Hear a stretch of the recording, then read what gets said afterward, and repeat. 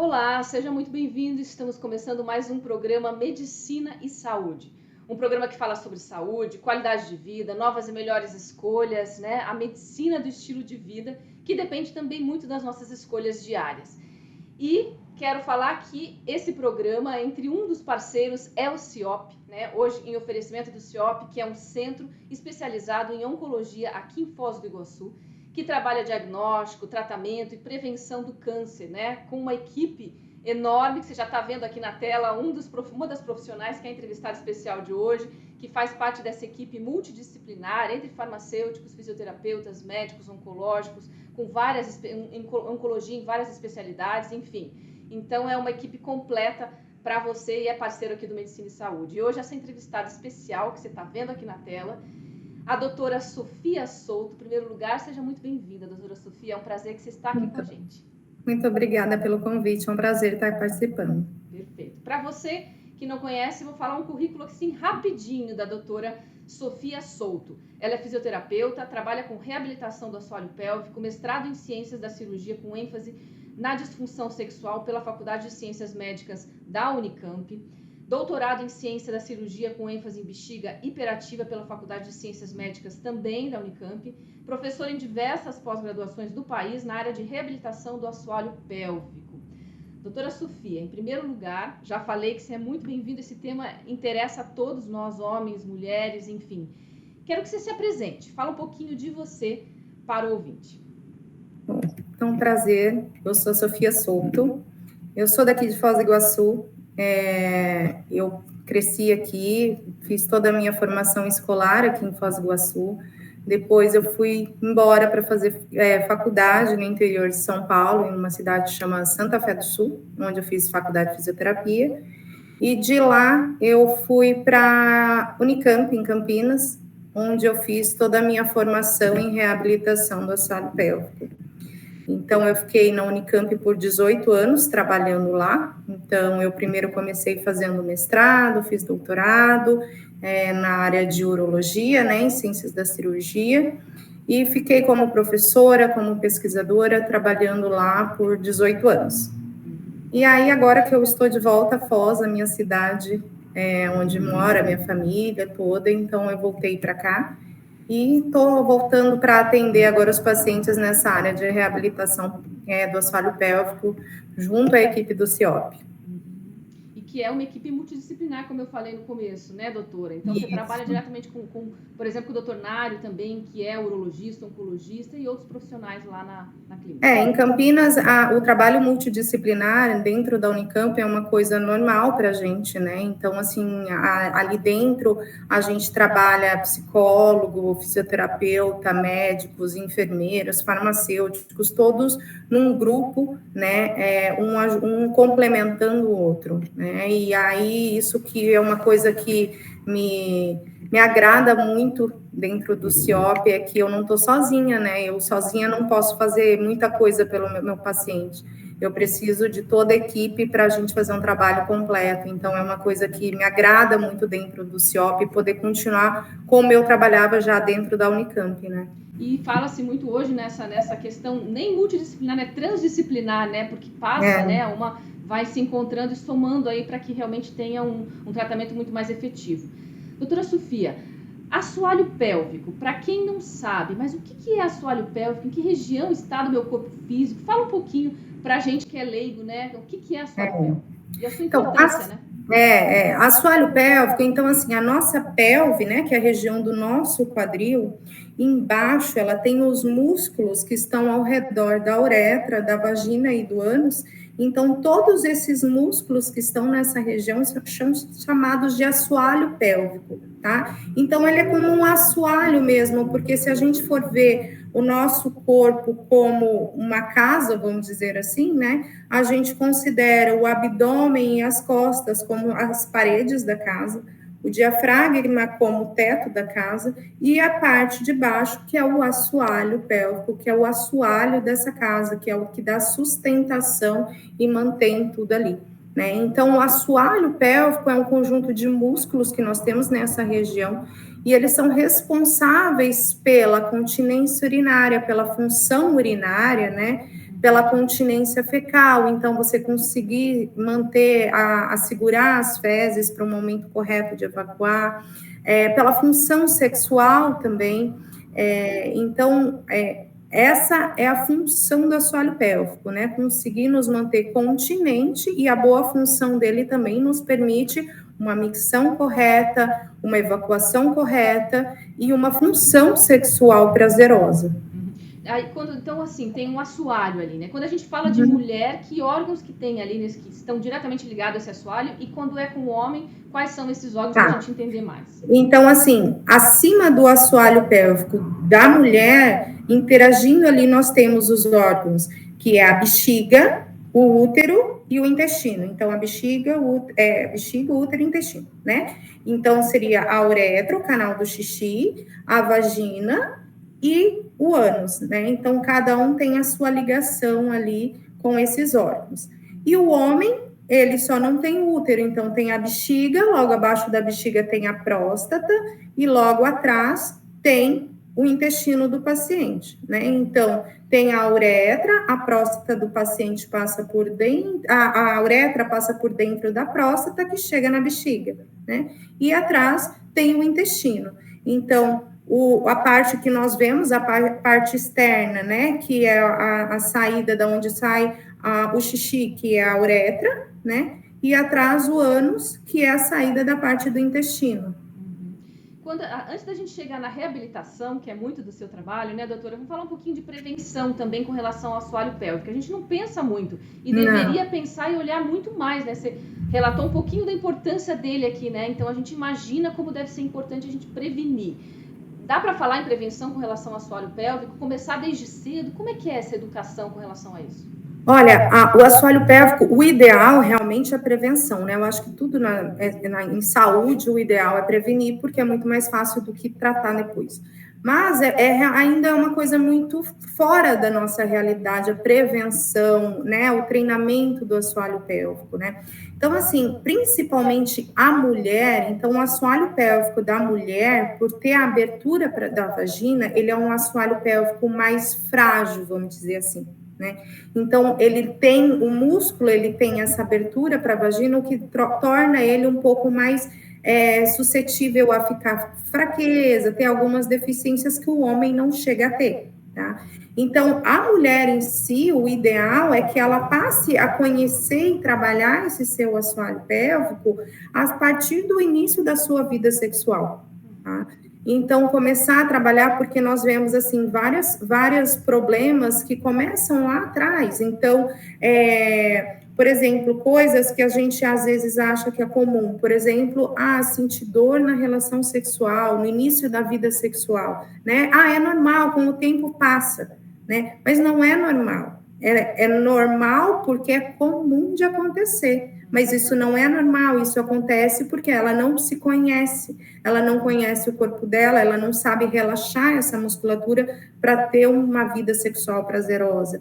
Então, quanto antes a mulher conseguir ter uma consciência dessa musculatura, trabalhar não só o fortalecer, né, para não perder urina, para não perder fezes, gases, nada disso, mas até mesmo relaxar, que hoje em dia é muito comum a tensão muscular. Né? Então, aquela mulher que tem dor para ter relação, aquela mulher que tem o intestino preso, né? Então, o se conhecer quanto antes ela puder, ter uma consciência dessa musculatura, saber trabalhar essa musculatura, porque logo cedo todas as meninas querem ir para academia para ficar com um corpo legal e trabalhar a musculatura do corpo, né? Então, o assoalho pélvico tem que entrar nesse pacote de trabalho também. Perfeito. E, doutora, assim, o fato de ir para a academia e fazer uma atividade física das mais comuns, por exemplo, como uma academia, uma caminhada, não trabalha o assoalho pélvico, são coisas diferentes. São coisas diferentes, isso também é uma coisa, assim, que eu escuto às vezes o paciente falar, mas eu sou uma pessoa ativa, eu faço caminhada, eu faço academia, eu não estou trabalhando? Não. O trabalho do assoalho pélvico é um trabalho específico. Quando a gente faz alguns movimentos, né, até com a perna, alguns movimentos, a gente acaba usando o assoalho pélvico como músculos que a gente chama de acessório, ele está entrando para ajudar no movimento, mas não é um trabalho dessa musculatura, Tá? Então, a gente tem os contrações e formas de trabalhar esse músculo de forma isolada, que é a forma de você conhecer o corpo mesmo. Não usar ele como ele entra porque você está fazendo outro movimento. Tá? Então, o mundo ideal, doutora, seria o quê? E qual que é o profissional? Sempre o fisioterapeuta que trabalha isso? Sempre fisioterapeuta, tá? Então, porque como o assoalho pélvico é um músculo interno, então o assoalho pélvico eu não tenho como dizer se você está fazendo uma contração correta do assoalho pélvico, um relaxamento correto, sem fazer um toque vaginal, sem fazer um toque retal, sem fazer uma avaliação real ali, sabe? Só olhando para você como, vamos dizer, um educador físico, ele não vai fazer um toque em você, né? Você vai estar de roupa na academia e ele vai mandar você fazer um exercício. Agora, para eu poder avaliar o seu assoalho pélvico, os seus reflexos, tudo isso, eu preciso fazer uma avaliação física, que é uma coisa mais individualizada, né? Então, não tem como fazer de roupa, em grupo e tudo mais. É uma avaliação específica em que eu vou fazer no paciente ali, vou conseguir passar para ele, olha, você está contraindo errado, tem que contrair assim, está relaxando assim, entendeu? Então, tem que ser um fisioterapeuta para fazer essa avaliação. Então, se a gente fala de mundo ideal aí, e a gente falou muito de interagir as várias áreas, a gente pode citar, por exemplo, me corrija se estiver errado, a gente entrevistou muitas vezes a doutora Marília Souza, que é ginecologista. Então, a gente está falando de assoalho pélvico, a gente está falando, então, de saúde íntima. Isso. Há uma inter-relação, de repente, entre um ginecologista e um fisioterapeuta que trabalha, é isso? Seria uma indicação encaminhar? Seria uma indicação, o ginecologista, a menina começou a entrar numa vida sexual, porque geralmente é para eles que vai chegar essa queixa, né? Então, é para o ginecologista, quando ela começa a ter a relação, que ela vai comentar com o ginecologista, né? O ginecologista vai perguntar, você teve algum desconforto? Tem alguma dor? Aí a menina às vezes vai falar, eu não tenho prazer, eu não tenho isso. As dúvidas, essas coisas vão chegar principalmente para o ginecologista, né? E é ele que tem que fazer esse encaminhamento e direcionar para que a pessoa conheça esse tipo de tratamento, né? Mas lembrando também que a fisioterapia, ela entra até antes da vida sexual, ela pode entrar, né? Então, às vezes, essa menina nem tem vida sexual ativa, ou pode ser até um menino, né, que ainda não tem a vida sexual ativa, mas ele já pode ter um problema, né? Aí a gente não entra na prevenção, a gente já entra no tratamento, né? Aí pode ter alguma alteração ali que a gente precise tratar. E entra também na questão do autoconhecimento, né? Dessa iniciação sexual também, do conhecer do seu corpo, pelo que a doutora está dizendo, né?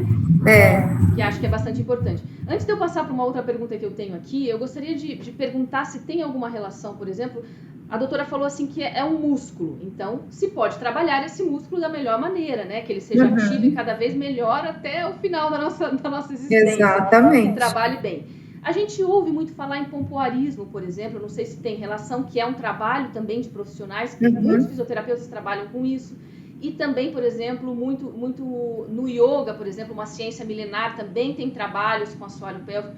É o mesmo tipo de trabalho de fortalecimento, se trabalhado da forma adequada, obviamente, junto com profissionais? O yoga, ele trabalha de uma outra forma, né? Então, assim, o yoga, ele trabalha o corpo inteiro, né? Então, é como um pilates, né? Ele trabalha o corpo inteiro, né? Não é um trabalho voltado para o assoalho pélvico. E no yoga também, numa aula de yoga, você não tem como corrigir, né? O seu paciente, na verdade, o seu aluno, porque você não está fazendo uma avaliação específica.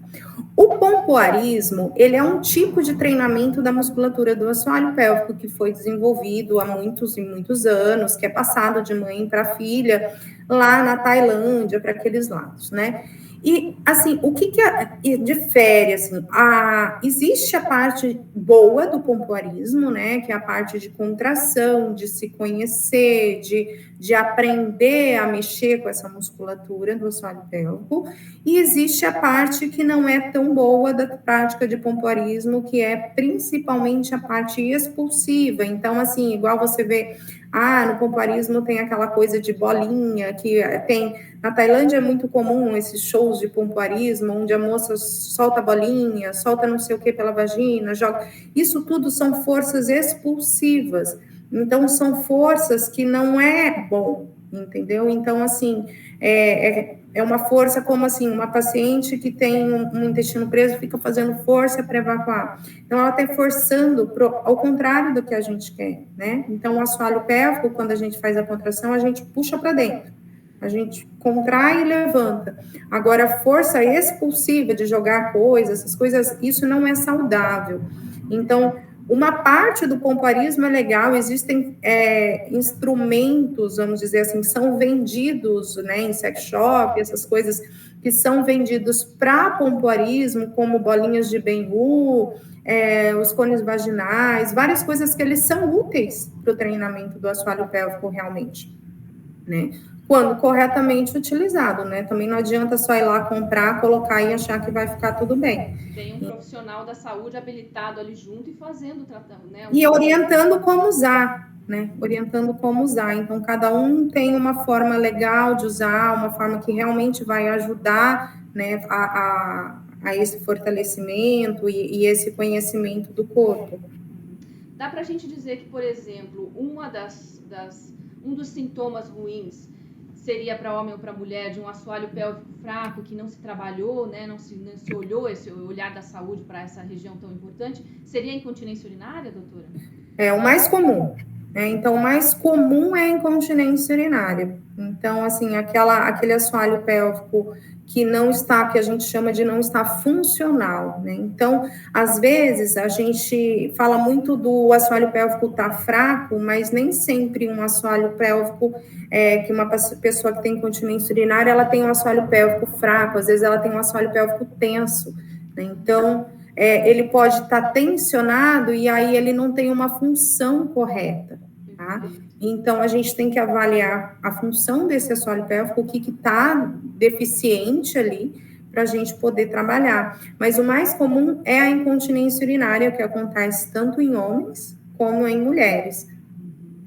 E aí pegando até o gancho da menopausa, né? Também esse é um sintoma muito, talvez chegue a doutora também, muitas mulheres que estão na menopausa e relatam essa questão da incontinência urinária. E quando a gente fala disso, a gente fala de uma exclusão social, muitas vezes, né? A gente lembra da época das nossas avós, né? Senhoras que tinham, às vezes, essa incontinência, e ele acaba tirando, às vezes, né, da relação social. É uma questão... elas acabam começando a evitar. Então, começa naquela... quando eu fazia caminhada, mas quando eu estava fazendo caminhada, comecei a perder urina, parei de fazer caminhada. Fazia isso e gostava de dançar, mas eu comecei a perder urina, eu paro de dançar. E aí começa a se limitar por causa da incontinência urinária, né? E aí também passa a vergonha, porque às vezes um absorvente já não é suficiente. Tosse, né? E aí tem escape, né? Tem escapes, aí elas têm vergonha porque também às vezes tem escape durante a relação sexual, então elas não querem ter relação sexual por vergonha de ter perda urinária, então começam a se limitar a várias coisas porque, infelizmente, a tendência é sempre piorar. Então, a incontinência urinária começa com pequenas perdas em maiores esforços e a tendência, se não tratada, é sempre piorar essa incontinência. E aí acaba cada vez limitando mais essa paciente. Perfeito. Para que não chegue aí, depois a gente vai falar sobre outros temas aqui importantes, para que não chegue essa incontinência, de repente essa mulher que a mulher chegue na menopausa super bem com assoalho pélvico funcional, como a doutora trouxe aqui. O que é importante para o ouvinte saber? O que seria esse mundo ideal? O mundo ideal seria elas procurarem o quanto antes um profissional habilitado para avaliar sua função dessa musculatura, para que ela se conheça e que ela mantenha esses exercícios para a vida. É uma coisa que ela vai fazer exercício, e não ela vai ter que passar lá comigo 1 ano, 2 anos fazendo exercícios, igual ela vai para academia 2, 3 vezes por semana, ela vai ter que passar o resto da vida indo lá, não. Ela tem que ter autoconhecimento e ela conseguir fazer isso em casa, é uma coisa que ela vai colocar no dia a dia dela. Então, eu gosto de deixar as pacientes o mais livre e autossuficiente possível. Então, assim, você está bem, você só precisa se manter bem. Tá? Então, se manter bem em casa. Então, às vezes, eu passo, por exemplo, às vezes a paciente tem condição de estar lavando uma louça e estar fazendo o exercício. Ela não precisa, depois que está bem, parar tudo para fazer o exercício. Ah, tá lavando louça, tá fazendo, tá tomando banho e tá fazendo. E aí já treinou o que tinha que treinar, pronto, tá tudo bem. Né? E ninguém tá vendo o que você tá fazendo. Uhum. Que bacana. E com relação ao homem, doutora, fala um pouquinho mais dos problemas com o homem.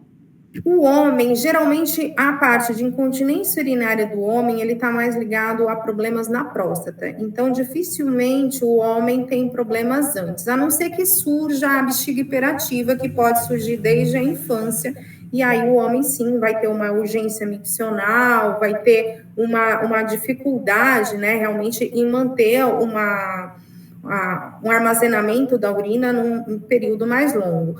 Mas fora a bexiga hiperativa, a incontinência urinária de esforço mesmo, por exemplo, como a mulher tem, o homem geralmente vai ter quando ele tem algum problema na próstata. Então, o problema da próstata, então, a próstata, ela aumenta. Então, o que acontece muitas vezes com o homem? O homem é normal o aumento da próstata de acordo com a idade, tá? E a próstata, ela tá logo abaixo da bexiga e acima da musculatura. Então, aqui essa mão é o músculo, aqui tá a próstata e aqui tá a bexiga, tá?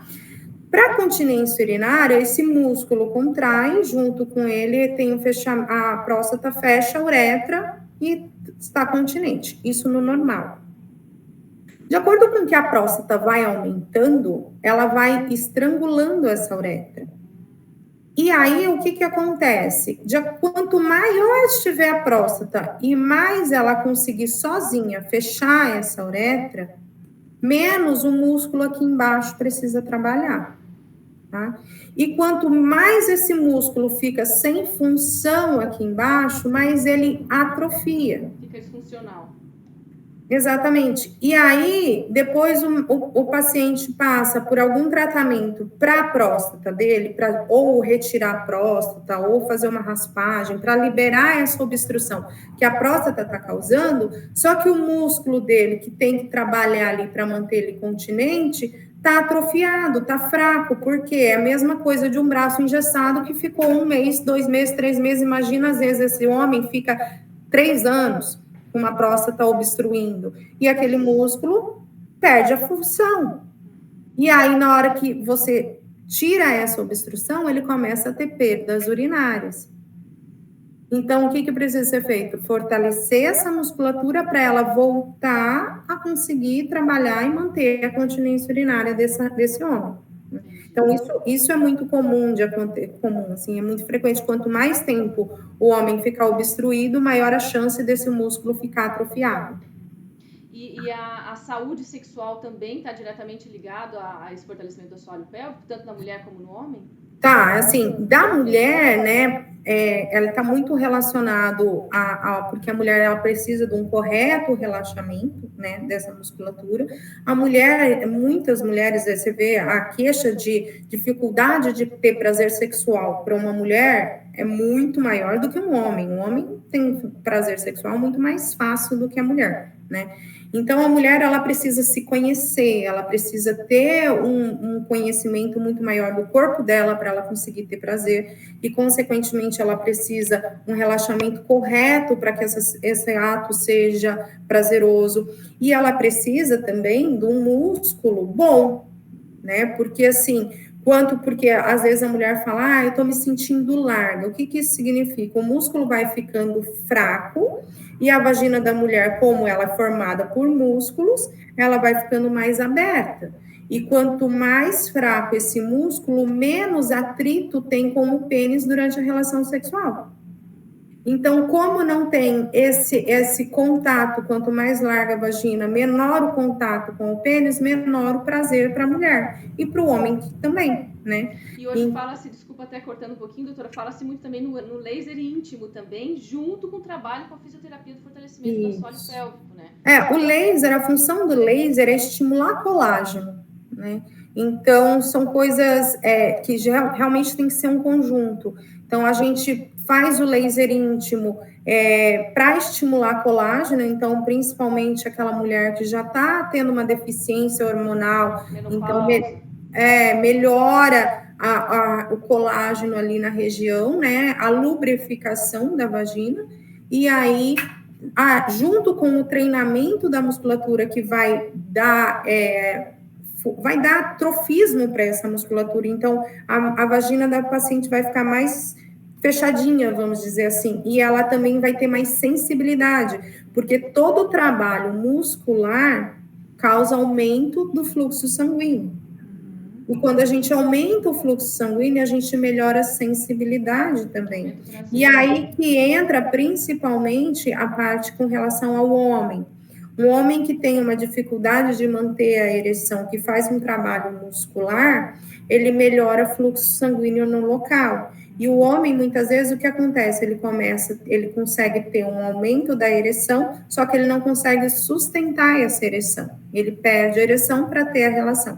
Por quê? Porque o pênis precisa ficar cheio de sangue para ele conseguir manter essa ereção. E aí, com a contração, com um músculo bom ali embaixo, fica mais fácil dele conseguir manter esse fluxo sanguíneo dentro do pênis para que ele continue com a ereção para ter a relação sexual. Perfeito. Doutora, vamos passar especificamente para a questão do CIOP que a gente falou aqui no começo, né? Câncer e assoalho pélvico. Fala um pouquinho do seu trabalho ali com a equipe de oncologia, dentro desse teu trabalho na questão oncológica. Tá, então assim, dentro do CIOP, a gente trabalha muito esses pacientes com câncer de próstata, tá? Então, o câncer de próstata é um dos cânceres que mais afeta os homens, né? E ainda é uma coisa muito que os homens resistem muito, né, à procura do tratamento precoce, do cuidado precoce. E quanto antes a gente trata, né, melhor o resultado desse paciente, né, porque menos invasivo isso vai ser. Mas aí a gente trabalha ali como? Então, aquele paciente que tem câncer de próstata, ele vai precisar fazer uma ressecção dessa próstata, e como vai mexer toda essa região, o trabalho da musculatura do assoalho pélvico, como eu expliquei, ele é muito importante, porque a próstata vai ser retirada dali, né, e vai sobrar só um músculo para poder fazer essa função, né, então, de continência urinária, alguns desses pacientes pode ter alguma dificuldade de ereção, em casos mais graves, o paciente pode precisar de uma radioterapia, de uma quimioterapia, e tudo isso também traz efeitos para a bexiga do paciente. Então, às vezes, o paciente faz uma radioterapia, ele pode ficar com a bexiga um pouco irritada, e a gente precisa trabalhar isso para relaxar essa bexiga, melhorar essa função do paciente de armazenamento, né, que a bexiga dele armazene uma quantidade correta de urina e que ele consiga ter uma qualidade de vida, né, continente, que consiga manter uma vida sexual após o tratamento desse câncer de próstata. E hoje, cada vez mais, está evoluindo, né, tanto a cirurgia, quando a gente fala de câncer de próstata, né, os medicamentos também, a gente inclusive entrevistou uma das farmacêuticas do CIOP, né, falando desses avanços também, né, e as cirurgias também avançaram, né? As cirurgias, sim. Então, assim, antigamente, para tirar a próstata, né, a cirurgia obrigatoriamente tinha que abrir a barriga do paciente, né, era uma cirurgia muito mais agressiva, então, cortava a barriga do paciente, cortava a bexiga para chegar até a próstata, conseguir tirar. Então, as estruturas ali todas, elas eram muito mais danificadas, né, então, a chance de ter uma lesão de inervação, para o paciente ficar com prejudicada a função erétil dele, né? Então, ali próximo à próstata passa muita a inervação que faz a ereção. Então, às vezes, o paciente podia, com muita frequência, ficar com disfunção erétil por causa dessa cirurgia. E hoje, a cirurgia robótica, ela é muito mais precisa, muito menos invasiva, né? Então, a cirurgia robótica hoje, que é o mais moderno que se tem para o câncer de próstata, ela não vai abrir a barriga do paciente, não vai ter nada disso. São pequenos furinhos que são feitos e o robô tem o acesso ali com uma retirada muito menos agressiva e com chances de lesões ali muito menores, né? Lesão de nervo, lesão de esfíncter, para deixar esse paciente incontinente. Então, a gente consegue que o paciente, depois desse tratamento, tenha uma qualidade de vida muito melhor e uma recuperação muito mais rápida. E aí, assim, com relação à recuperação, desculpa te interromper, uma coisa que é importante é que a gente comece a trabalhar esse paciente até antes da cirurgia, né? Isso é o ideal, né? O mundo ideal seria o paciente começar a fazer uma reabilitação pelo menos um mês antes da cirurgia, para que ele ganhe consciência dessa musculatura, para que depois da cirurgia, quando ele estiver ainda com medo, né, porque operou, às vezes está com algum desconforto, alguma coisa assim, mas ele já se conhece, ele já sabe como que é o trabalho, não é nada novo para ele, né? Então, esse músculo já está começando, já está trabalhando, já está muito mais fácil para depois manter depois da cirurgia, né? Não é sempre, por isso que eu falei, o mundo ideal seria esse, não é sempre que acontece isso, mas seria o ideal começar já até antes da cirurgia. Quer dizer, esse preparo, né? Quem comentou isso também foi uma das entrevistadas do CIOP na questão da alimentação. Nós entrevistamos também a nutricionista. E ela falou desse pré, né? Então, eu acho que hoje se antecipar em todos os sentidos, me corrija se estiver errado, né, doutora? É fundamental quando a gente fala na saúde, né? Seja numa cirurgia, numa prevenção, esse pré é o preparo fundamental. É o ideal. Então, o mundo ideal, o pré, o prevenir é o ideal, assim, o começar, se você vai passar por uma cirurgia, se preparar antes para tudo isso, né? Eu sei que nem sempre é possível, né? O câncer é uma palavra que assusta muito. E aí, quando você fala, você está com câncer, a primeira coisa que esse paciente quer fazer é tirar isso. E para ele não importa se ele está comendo bem, se ele vai ficar incontinente, sabe, não importa nada disso. Vamos primeiro tirar isso.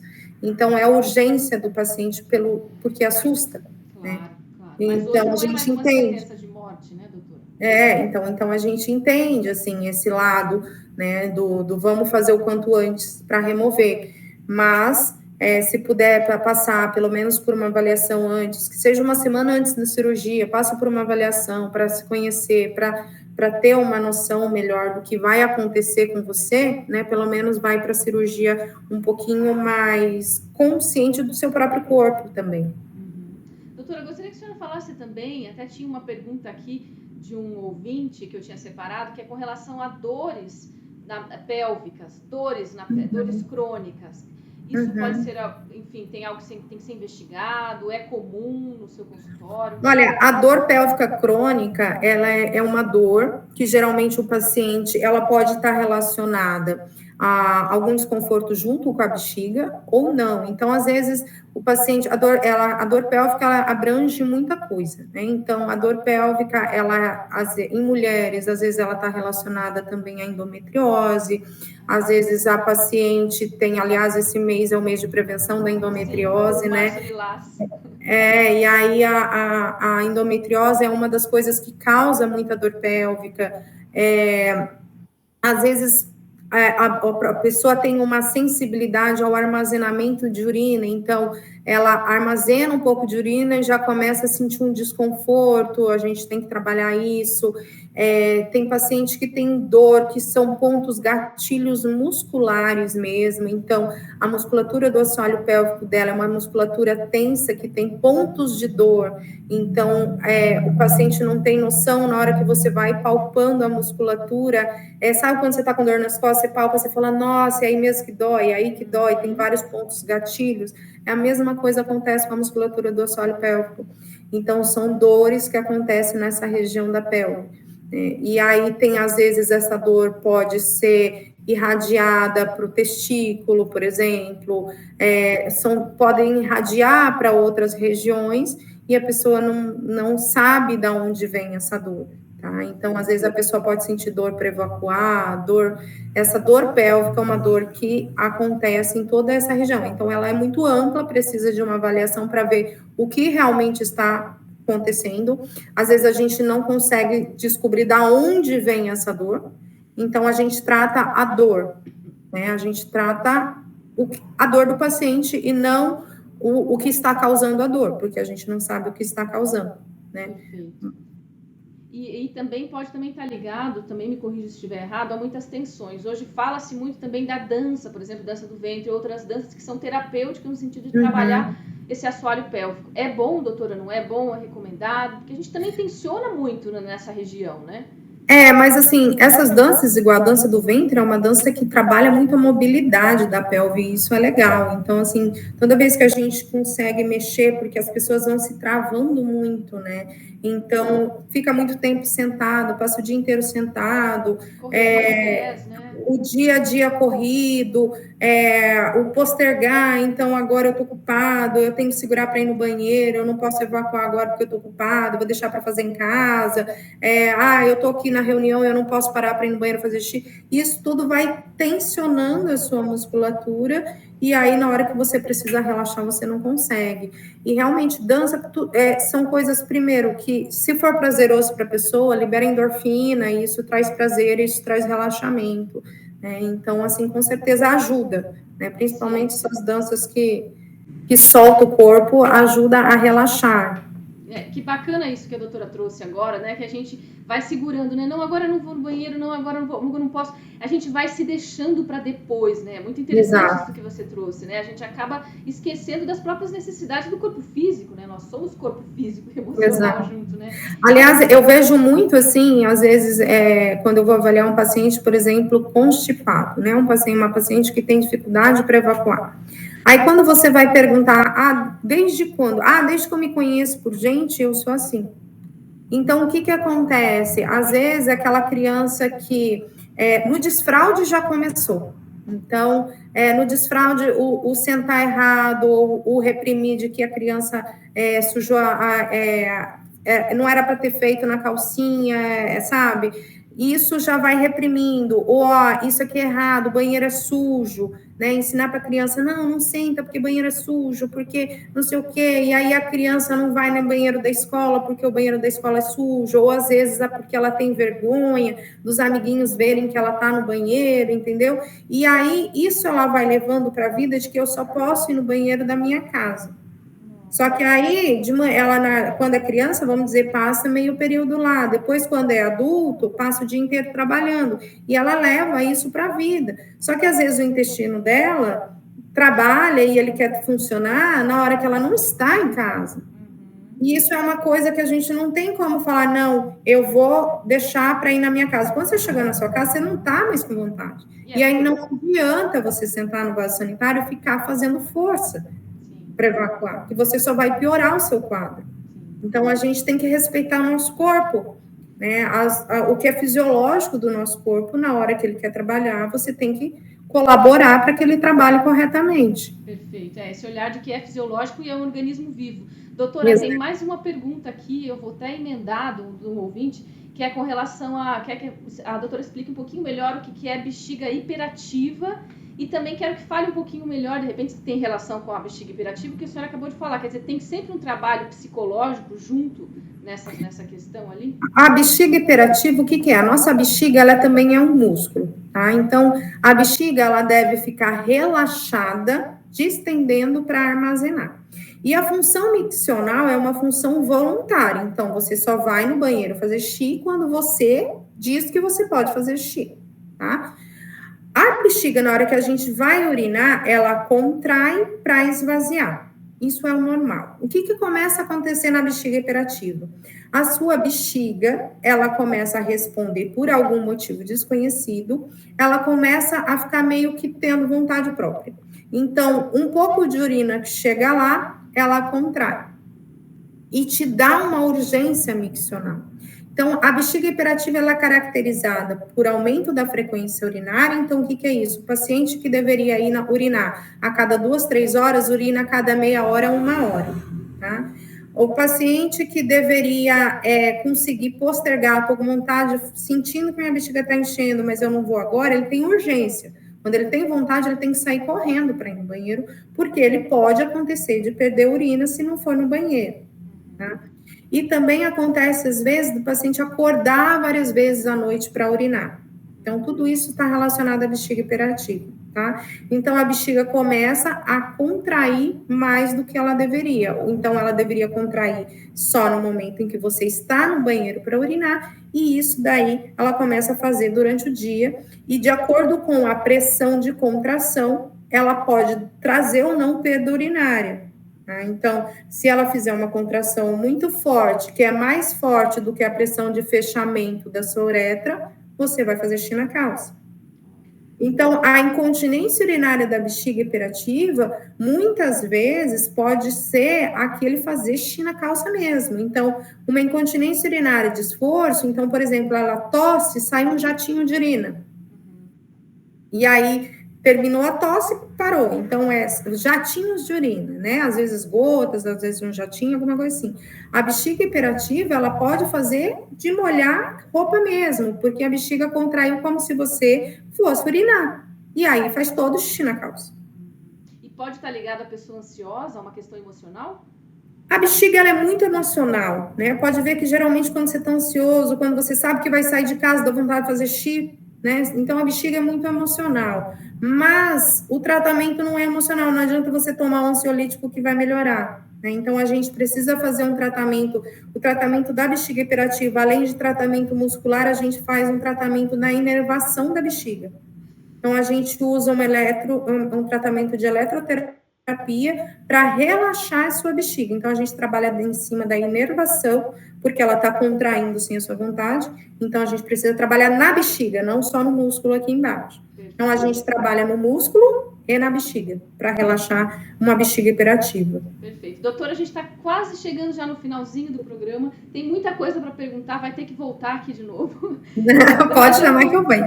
Eu vou fazer uma pergunta final, se tem algo assim que lhe emocionou dentro desses tratamentos, porque eu acho que vocês que trabalham com a área da saúde, vocês trabalham com tanta coisa, é uma abnegação que a gente fala, é tão complexo você lidar com a dor do outro, mas também quando a gente tem um resultado positivo, imagino como deve ser gratificante.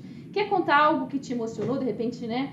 Essa tua jornada? Olha, eu trabalho com muita coisa, né? E, assim, várias coisas...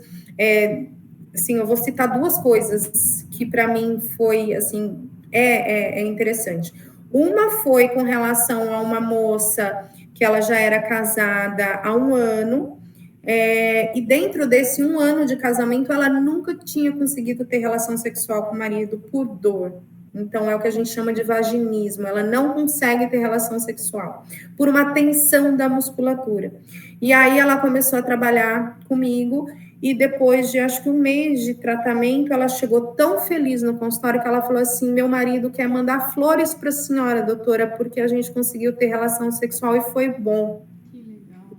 E ela falava para mim, eu já estava pensando, será que se eu beber um monte? E eu falei, não, você não pode perder a sua virgindade, ter uma relação sexual com seu marido alcoolizada, você tem que ser algo que você vai lembrar, com prazer, E aí, quando ela conseguiu ter, ela falava, meu marido quer mandar. Eu falava, não, fala para ele mandar flores para você, porque você procurou se tratar. E você procurou fazer por você, para que fosse prazeroso para vocês. O empoderamento da mulher, imagina o quanto que isso refletiu na vida dela como um todo, né? Imagina, ela era casada há 1 ano, mais de 1 ano, e não conseguia ter relação sexual com o marido.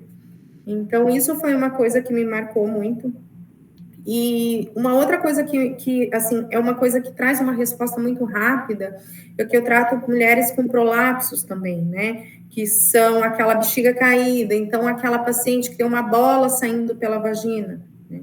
Então, isso são órgãos pélvicos que estão prolapsando, então pode ser a bexiga, pode ser o útero, pode ser o intestino que está caindo por dentro da vagina da paciente, e ela tem essa sensação, imagino, todo o desconforto desse órgão caindo pela vagina dela. Então, ela tem desconforto desde o momento que levanta até atividade simples, como sentar para assistir uma televisão, porque ela está sentando em cima desse órgão pélvico, né? E na pandemia, foi no início da pandemia, eu atendi uma senhora de 80 anos, que ela tinha, assim, um prolapso que era do tamanho da cabeça de um bebê. Então, ela tinha todos esses órgãos pélvicos prolapsando junto. E ela tinha um desconforto gigante, assim, sabe? Ela já estava com dor, ela tinha dor para evacuar, tinha dor para sentar, ela, assim, era... E a gente utiliza um tratamento que é a utilização de chama pessário, é um dispositivo de silicone que é colocado dentro da vagina da paciente para segurar esses órgãos pélvicos lá dentro. Então, é um tratamento que a gente chama de conservador, porque ela não precisa fazer nenhuma cirurgia para isso. A gente coloca esse dispositivo dentro da vagina e ele segura tudo lá em cima, onde eles deveriam estar. E ela consegue ter uma qualidade de vida. E é uma coisa que acontece, você colocou, a paciente sai do consultório bem. Imagina a emoção dela. E essa senhora, imagina, ela chegou no meio da pandemia, eu lembro que ainda era época que ninguém saía de casa, e eu saí do consultório para atendê-la, saí de casa para atendê-la, e ela com 80 anos, nossa, ela saiu do consultório, assim, aliviada, sabe, sentindo super bem, porque aquele prolapso não tava, aquela cabeça de bebê que ela falava para mim, eu tenho a sensação, todo dia quando eu acordo, eu tenho um parto normal, porque sai uma cabeça de bebê dentro de mim. E era realmente isso que você via, assim, sabe? Um prolapso gigantesco. Eu nunca tinha visto um prolapso tão grande. E ela saiu do consultório extremamente feliz por ter esse alívio, né? Porque é extremamente desconfortável também. Com certeza, depois de quanto tempo. Recado final, doutora Sofia, para cuidar do assoalho pélvico, para a gente ter ele fortalecido até o final da nossa vida aí com qualidade, que ele seja funcional. Procure alguém especializado. Tá? Então, o assoalho pélvico, o tratamento do assoalho pélvico não é uma coisa que é simples, não é como trabalhar um braço, como trabalhar uma perna, que você precisa que algum especialista lhe atenda, te mostre qual é a função correta, como trabalha, como contrai, como relaxa, para que você tenha uma qualidade de vida, não só urinária, evacuatória, como sexual, para a sua vida, né? Então, assim, para que você mantenha uma vida de qualidade, você possa envelhecer com qualidade, envelhecer praticando atividade física, dançando, fazendo tudo que você gosta, sem se limitar vou pôr uma fralda, vou começar a me esconder porque eu tenho algum problema, né? Então, procure, e se você não tem mais tempo de prevenir, você já está com algum sintoma, procure ajuda o quanto antes, né? Não vai postergando, porque a tendência não vai melhorar sozinho. Invista em você, né? Então, às vezes, a gente investe em pintar o cabelo, em comprar uma roupa nova, em fazer uma maquiagem, mas o nosso corpo, a gente não está feliz, né? A gente está se escondendo de alguma forma. Então, invista em você, cuida primeiro de você, que aí você vai ver que o resto vem, o brilho vem de dentro, né? Não adianta você estar toda enfeitada por fora. Perfeito, doutora Sofia. Então, esse foi mais um Medicina e Saúde. Eu tive o prazer de conversar com a doutora Sofia Souto, um currículo enorme, fisioterapeuta, trabalha com reabilitação do assoalho pélvico, mestrado em ciências da cirurgia, ênfase em disfunção sexual, em bexiga hiperativa, enfim, professor em diversas pós-graduações do país na área de reabilitação do assoalho pélvico. Doutora Sofia Souto, muito obrigada, foi um prazer enorme conversar com você aqui. Prazer foi todo meu, estou aberta a novos convites, é só me chamar que eu adorei conversar com vocês. Vai ter que voltar. Então é isso, esse foi o programa Medicina e Saúde. Se você pegou no finalzinho, acesse as plataformas digitais da Rádio Clube FM, Rádio Clube Foz. E é isso, é todo sábado ao vivo, das 8 às 9 da manhã, na Rádio Clube. Até a próxima, até lá!